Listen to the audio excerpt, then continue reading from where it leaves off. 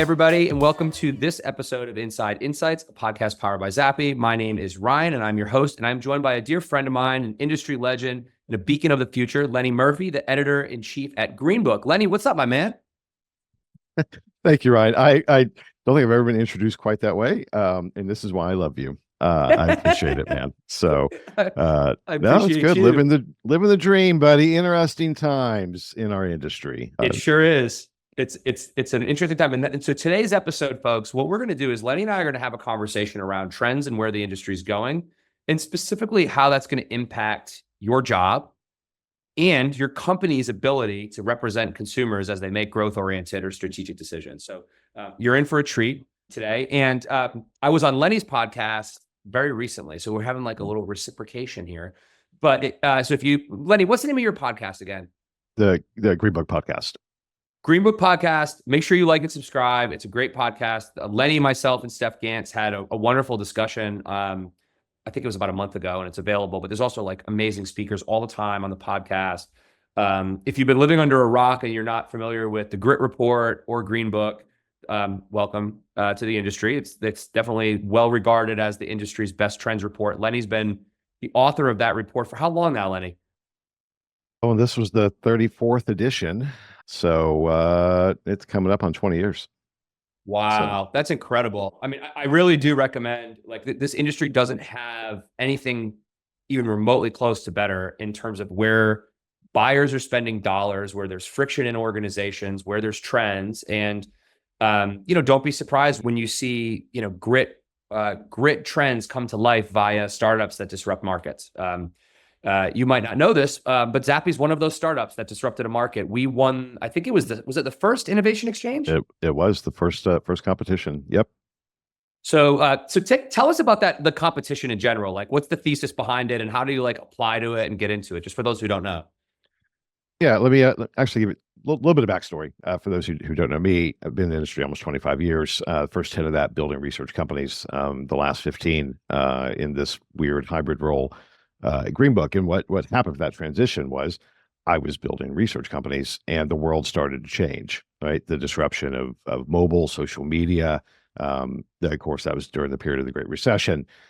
So I was doing a lot of thinking as a CEO on what does the future look like in our industry specifically.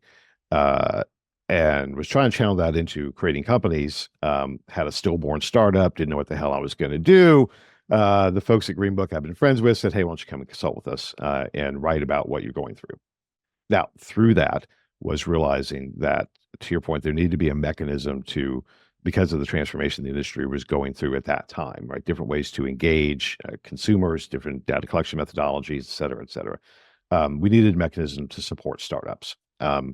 And there wasn't anything like Y Combinator or anything of that nature in our space. Thought, well, you know what? At the very least, we're going to start this event. We're going to leverage our influence, and we'll create this competition, kind of a Shark Tank for early stage companies. And yes, that first event was in Sao Paulo.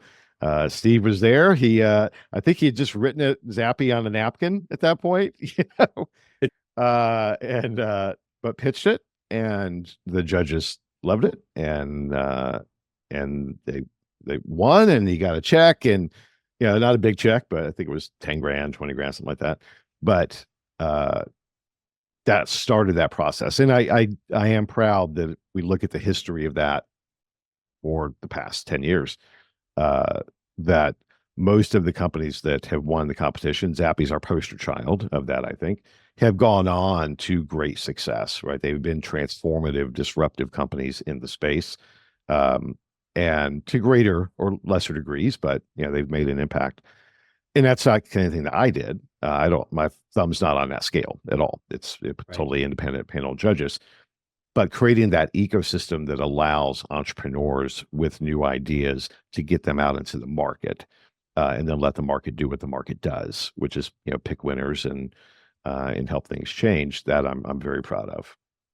Yeah, I mean, I remember I was at the time working at GMI. We just got bought by Kantar, and I remember this innovation exchange, Zappi. Oh, that's cool.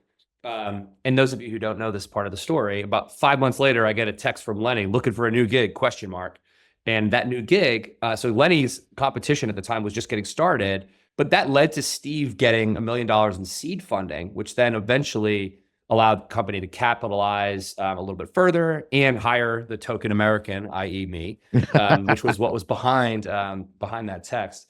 But it's interesting perspective. Like as new trends come up, it's easy to scoff at, oh, it'll never work. And particularly in a room full of intellectuals and academics, oh, it won't be credible, or it couldn't be statistically significant. And in 2013, that was true about Zappi. The system didn't stat test. You couldn't do multiple stem. It didn't really have great sampling capabilities. But that's the thing about innovation. It's exponential. And when you're focused on customers, you navigate markets to improve and to constantly evolve. And I think we're on the cusp of that now. I mean, I remember a year and a half ago, we'll never use synthetic panels. And then you see Stanford put out research that essentially suggests actually just as credible. And that will keep improving. So if you fast forward to, we're nearing the end of 2024, which is crazy. What a year it's been. Yeah. What are some of the trends you're seeing emerge in our sector that people should be paying attention to? Boy, it's a loaded question. I mean, so it's the same trends, really. It's like, there's something new. No, it's not. We've been on this evolutionary journey for quite some time. It's how to use technology to leverage data to inform better business decisions. That's the core. It's always been the core. You're not wrong, bro. To be the core, right? So, you guys were a part of that process, because then there's these economic factors of, the iron triangle, as my friend JD Deitch calls it, right? Cheaper, faster, better. And it's not pick two, it is all three. And I think that the accelerator of that, fundamentally from a technology standpoint, is AI. You were part of that early Zappi, automation into, machine learning and kind of leveraging that first wave. Generative AI, put that on steroids, because fundamentally what it does is it allows you to synthesize information to get to an answer better than anything we've ever had before. So from a technology standpoint, that's just what it does. And that's an unlock in so many ways from an efficiency standpoint and an effectiveness standpoint, but garbage in, garbage out still stands. So my view is that, even when we're talking about synthetic sample, what I know to be true through lots of conversations that I have, but the big AI companies recognize that the future of their technology is leveraging individualized data that answers business questions. That should come as no surprise to anybody. So, right, they've already ingested the entire internet. There's walled gardens being put on the things that are more opinion related to access that data, just like we went through with the social media era. Right. So now the drive is kind of to your example on, how do we answer business questions with individual data, but we don't necessarily need to have 1,000 completes. We can train it on 100 and 100 profiles of consumers, right? For example, and it's pretty darn good. It's not going to answer everything, but I think of it as the great period of disruption that we're in right this moment will be, we can scale qualitative now, and qualitative will be important. And the way I think about it, let me be clear, I'm not talking about qualitative from a sample size standpoint. I'm talking about qualitative in terms of the interaction. So the ability to engage and have a conversation at scale that will effectively replace the survey as a form factor, as a mode, except for when the survey, like, I'm not going to do a conjoint chat. That would suck, right? So could you imagine? No, what about this? Right, what if I did this, and this? Yes. So the survey, online survey, as a form factor will continue and very specific, fit for purpose based on what you're trying to get to, right? But the bulk of what we do is going to look more like a chat, and it's going to be more about filling in gaps of information that are not already in existence within profile information and data sets on behavior and buying habits, et cetera, et cetera. That's going to drive avatars. That's going to drive your agents. That's going to drive the creation of, I'm going to go there first and ask the existing data I already have first. Then I'm going to go and engage people to fill in the gaps that are not already there, and AI is going to power all of that. And that's just where we are. Sorry, you pressed my geek button, Brian. I can go off and on that for forever, but I think that's the fundamental driver of the industry as we now grapple with adapting our business models to that. It has huge implications, for business models, our staffing, our focus. That disruption is just going to continue. And there's going to be winners or losers. It doesn't mean whether it's good or bad. It's just the way things change. I like what you say. When I started my career, I got into like online panel when it was still as this legitimate. And then the V1 of Zappi was agile research, which I've always found to be a bit of a bullshit connotation, because agility is a mindset, not a methodology. But this industry slapped a sticker on quick turn testing being agile. Fine, whatever. And now this AI paradigm, but I love the constant that you draw. How do we use technology to make data-driven decision-making more accessible? And for me, that's always been my career thesis, is like, I believe customer-centric businesses win, and I believe technology enables businesses to be more customer-centric. And so I love the way you kind of draw that parallel. I want to unpack the leverage what we know to get at stuff that we don't know point that you make, but I want to start with the inputs. So I've seen a change in the last year that I'm pleasantly surprised about, Lenny, which is when we were trying to figure out automation in this industry, marketing moved the fuck on, right? They were testing ads programmatically, and we were like, well, software could never do this. And it used to really drive me nuts. Like, why? Why can't we get out of our own way? It's not really the case right this second. I'm seeing heads of insights, directors of insights, managers of insights at the biggest brands out there co-chairing, leading, driving AI agendas. But it's exactly why. It's why the big AI companies are looking at this space, because the consumer data is a data set that is not as commoditized as what was happening on Reddit or what the web forms had or on Wikipedia or other places. And so it really presents to us a wonderful opportunity, regardless of who the winners and losers are. Yep. My question for you is, if most of our institutional knowledge is baked off of the data we have, and let's call it what it is, we went from telephone data collection methods to the same damn surveys on the internet. We exploited the world's population at a time where there wasn't a million ways to monetize your attention span. Yep. And here we are today. I mean, you had JD Deitch on your podcast. He wrote this article that I thought was outstandingly sobering, called The Shitification of Online Sample. It's such a great, can I say it too? Because I just love saying it. The shitification of online sample. It's just, yes, it's brilliant. You should check it out, guys. It really is. You really should. It's one of those pieces of literature that you don't want to read because it's true. But I think we'll talk about the exciting part of the future next. How do we course correct this problem? Because I remember, you might remember Susan Griffin. She was the first CMO at Brain Juicer. I still refuse to call them System One. I still call them Brain Juicer. Yep. And she used to always say to me, sample and data is the flour we bake our bread with. And I've never forgotten that sentence. And, Melanie and her team are doing a good job of trying to police this, and SMR and MRS and all these like industry bodies. But this data set problem, this data quality problem seems to be chicken and egg for me. We can get the benefit, but this... So I guess, how do you view the data quality mess, and what are some of the things you think we should be doing about it? Yeah, so this is a topic near and dear to my heart for a very long time. Fundamentally, we have an engagement issue. And our engagement issue is that we, in my view, we didn't reverse engineer the problem. The problem was we needed to be able to talk to people to get information from them in a scalable way to be able to drive business decisions. That's the problem. Instead, we got stuck with this. Well, we need a way to scale it. So we're going to create these, these form factors that were, originally it was, pen and paper going door to door, right? And then telephone, now we can do random digit dialing and, and but you're right. The form factor didn't change. And our focus was on that. And our business models were built on data collection plus, right? It was built on the cost of data collection. Rather than focusing on engagement mechanisms. Now, early on, when GMI, right, the era of the early online panels, e-rewards, I'll say I thought e-rewards had the best model at the time because wasn't close. Yeah, I mean they were engaging with people where they were. It wasn't anything extra.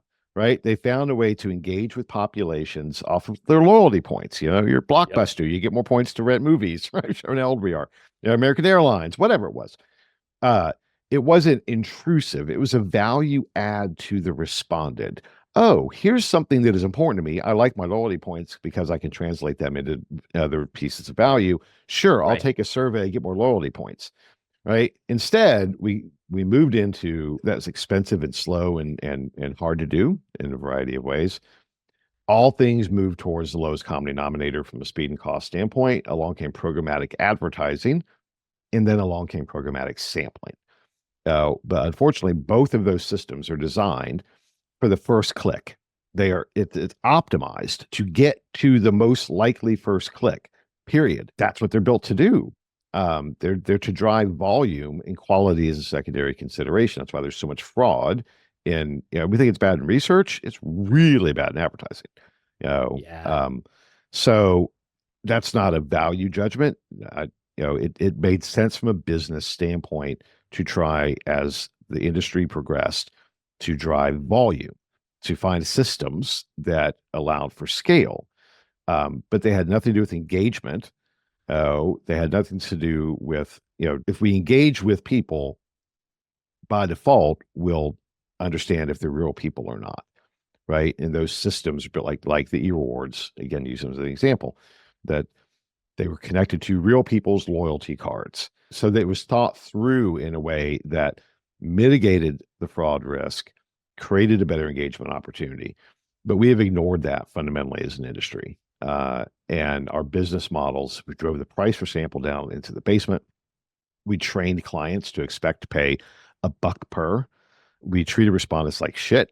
So utterly, we asked them to do heinous, crappy, boring things with very little return. While, to your point, they're being pulled in 1,000 different directions that are far more entertaining. I'd rather watch, cat videos on TikTok. Right. I mean, whatever. Right. I mean, not me particularly, but although there's days where I'd probably rather be doing that myself. But anyway, so that's the issue. We have to rethink this process of, we will address the quality issues if we can address the engagement issue. And what I've always said is we need to think like marketers, and instead we think like researchers. But our solution, I believe, is if we're not going to think like marketers, then we need to connect to marketers, and we need to leverage the ecosystems that they are building to create a conduit of access to consumers in a more effective way. So quick story. It's relevant to this. Not getting into politics, I knew that the polls were wrong going for the last election, solely because it was readily apparent that there was a huge chunk of the population that were not engaged in our ecosystem. That you could look at the crosstabs of the public polling and see, but wait, where are young rural men, for example? Right. They weren't there. But I saw where they were, and where they were was on X. Again, take away everything else. Your opinions about those things are irrelevant for this conversation. It's purely pragmatically, this population we are not engaging with is on this platform. And perhaps we should pay attention to that, even though for some people, it may be distasteful. I understand. I get it. But we're talking about business here. And the business is, we need to go where our respondents are. And we need to engage with them the way they want to be engaged with. So I was actually on a X Spaces on election night with Elon Musk, and he was talking about polling. His sense was they were leveraging their internal data, and they thought that they knew exactly what the outcome was going to be from the internal data of X users. I raised my hand on this X Spaces, which is basically a big conference call, because what I wanted to say was, maybe we can talk about X polling, Elon. I never got called on. But the point was, everything else aside, if there's a mechanism to engage with X users as a sample source, somebody should do that, while also doing the same thing with Blue Sky or any of these other platforms. We need to branch out and think about ways to engage in this very fragmented ecosystem that we have: media ecosystem, social media ecosystem, the whole 9 yards, right? People, I hate Joe Rogan. Yeah, well, you know what? He's got 100-something million people that listen to him. Those people buy toilet paper like everybody else. And if Yep. we're not engaging with that population, we need to find mechanisms to engage with them. Oh, and you don't have to like them. That's not our job. Our job is not to Your like. job to sell your company. You're not like Right, that's not the point here. right, right. And though other people, the larger technology companies, are not so burdened with, as some of us seem to be, with not thinking through this pragmatically. And that is why they are eyeing these platforms Right. as a source of data that can be monetized. And that should be we should own that. We should, as an industry, we have built the ecosystems and the know-how to do that. And we are at severe risk of losing that fight, just like we lost social media, just like we lost CX, just like we lost UX, right? Those things used to be part of research. They became separate entities, separate industries adjacent to us because we didn't think through appropriately from a business standpoint how to access that information, leverage our skills so that we would control the flow Right. to answer the business question. So that's probably very heretical to anybody, but I've been saying this for 15 years. So if this is your first time hearing me, trust me, I've been saying this forever. And I think it's just that continues to be the issue that we must deal with as an industry. It is. And I mean, like we go back to where we started with the mode, how you can get information, on how you can leverage information so you can ask for new information. And a lot of where this comes down to for me is there's kind of two distinct paths if you're in corporate America. Who curates the consumer population data asset? You think of, I heard this stat the other day, Coca-Cola spends more money on research than Harvard Medical School. Wow. So think of the data that a business like Coca-Cola, not to pick on Coca-Cola, pick on anybody you want, Sure. has. I always say use P&G as my example. So let's pick on P&G. P&G. Yeah. But you have all this information, but even like the census or the way that we've always done nat rep sampling doesn't account for acculturation batteries among Hispanics, as an example. Absolutely. It doesn't account for political affiliation. I remember many years ago, back when I was at GMI, Mitch Eggers was a good friend of mine, came up with this calibration vehicle to get at attitude, sentiment, geopolitical dynamics so that the data was more representative. And the industry, now we're going back 12 years ago, the industry was not willing to spend an extra 70 cents an interview for that capability. Yep. So, we've got a lot of work to do, but I think diversifying and the way like I'm personally using the technology in the sampling space is not just for exchange, but to say, I need this niche source because I need to engage them differently than this niche source, and then you can sort of get at it. So the data asset management's one point. The flip of the switch to get at smarter ways to engage people is another point you make. Yes. And I think one of the things for me, Lenny, is like, okay, if I'm curating the right data asset, how do I leverage it to ask you the 3 total questions I actually need to ask? Because I don't need to ask you 20. I already know how people like you respond to advertising. And so why don't I ask you about the latest celebrity endorsement? And that is a really exciting funnel flip, but it requires us to have like the data cube and all the attributes in one clean place. Yes. And then we can actually get at this. And one of the frustrating things is like there are some niche companies who have great engaged panels, but this industry is supply challenged, not domain challenged. So it doesn't matter who you're doing business with, you're going to sort of fight this fight. And I do believe that you're right. We will get to the other side in terms of a curated data asset. We won't be asking radio button questions. We'll be doing WhatsApp conversational surveys, and that will look like quant data. That's super exciting. Right. But what are some things you would do right now if you're running an insights department, like to stop the bleeding, for lack of a better word, or to ask harder questions? Well, I'll give you I mean, I could do this, but I would do what Walmart is doing if I can, right? I mean, their launch of Walmart Scintilla, they're leveraging their internal data assets in a very effective way within their ecosystem. 8451 does the same thing with Kroger. I mean, not everybody obviously has that retail channel, but if you own the register, you do have first-party data asset. You're sitting on it. You do. So this 8451, Kroger's a better example, right? And dunnhumby did this with Tesco, right? They're leveraging their loyalty program, which rewards consumers for shopping at their stores. We're a Kroger household. I love the Kroger fuel points. That's great. We collect those. I get $1 off of a gallon of gas. That's fantastic. Do that all day long. That data, they're leveraging that data internally to help their entire supply chain be more effective, Right. while also having a distinct entity. Again, Kroger's 8451 does it, Walmart does it, other companies are doing this as well, to then find where's the gaps in the information that we have and fill that. Now, a lot of that, to your point, that curated data set, more and more is going to be driven by behavioral data. Yes. So because of the say-do disconnect. And, we think of that, well, that's a pain in the ass. People don't want to do that. Well, people do it. I have a Kroger app on my phone. I'm well aware that that Kroger app is capturing all types of information about my behavior all the time. And that's okay. Just like my X app or my Facebook app or whatever is capturing all types of information about me too. And they're leveraging it because I get some value out of it.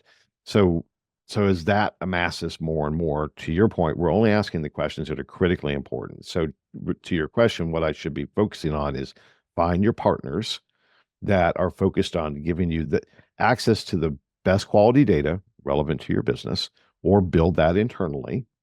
And it's not hard to do now because of generative AI. It is not. The barriers to entry have just decreased across the board. It's just it's a lot easier. It's not a year and $2 million, right? It's 2 months, 3 guys, and a couple $100,000, right? Literally to build the prompts and integrate into your system and go from there. So focus on that, and then make sure that you're engaging from a methodological standpoint with the ways that will continue to boost the engagement with the consumer to get to the why. So, and that is going to increasingly look more qualitative than quantitative. The front end is probably going to be, you're going to be engaging with, digital personas, synthetic sample, shadow sample, whatever the hell we want to call it, agents. Do that for early stage ideation. Absolutely. Test your hypothesis there. See what's available. Then go test and validate with real people with the important critical information that drives the business decision, which is now what? Now what are we going to do with this? That's how I would be structuring my entire organization. The end result needs to be the now what. Everything else is tactical that gives you the best information to inform the now what. It really resonates with me. I mean, we just did a survey with AMA, I want to say 3 months ago, 750 marketers. Yeah. And that was a great survey, by the way. Great. Oh, you saw the data? I loved it. Like, I thought it was super validating and insightful, right? So like we used to say, oh, we're not seen as strategic. And I can't remember the exact statistic, but insights people are no longer viewed as transactional order takers by and large. Good news. The terrible news? Less than 20% of the data gets collected with any intention beyond the initial question asked. So we're getting more strategic. We need to stop thinking whack-a-mole, whack-a-mole, whack-a-mole, whack-a-mole, whack-a-mole. We need to curate a data asset, and then we'll be all right. Lenny, it's a pleasure to have you on the podcast. I'm very sorry it took me 9 seasons to get you here. Well, that's all right, man. I'm actually embarrassed, my friend. But this was super fun. Where can people get at you if they want to learn more about what you're doing with GreenBook, about some of the projects you're working on, or if they need advisory help for their business or their team? My presence is ubiquitous on LinkedIn and other platforms. It's lmurphy@greenbook.org. You can go to greenbook.org. I love chatting with people. And I guess I should just mention, there's another piece of the business. GreenBook's also Gen 2 Advisors. That is an advisory firm through our relationship with Zappi as well. And that's how we work with lots of companies, brands, and startups, and having conversations like this and thinking through how to drive business impact. But no, it's great, man. I wish that we had not waited so long either. Hopefully we'll have a chance to actually talk more, but I know we could go on for like hours, but neither one of us are Joe Rogan, so we probably don't need to do 3-hour We should have recorded our first 45 minutes. It would have been more interesting. Yeah, but seriously, like I've had the benefit of partnering with Gen 2 as Zappi, but also I've seen some great work come out of Gen 2 in terms of helping insights leaders structure their data asset, their stack, their vendor ecosystem. So, highly recommend you guys that are listening, engage Lenny and his team. Lenny, thank you so much for your time today. I really do appreciate it. Everybody, thank you for listening. We'll be back soon. Take care. Bye-bye.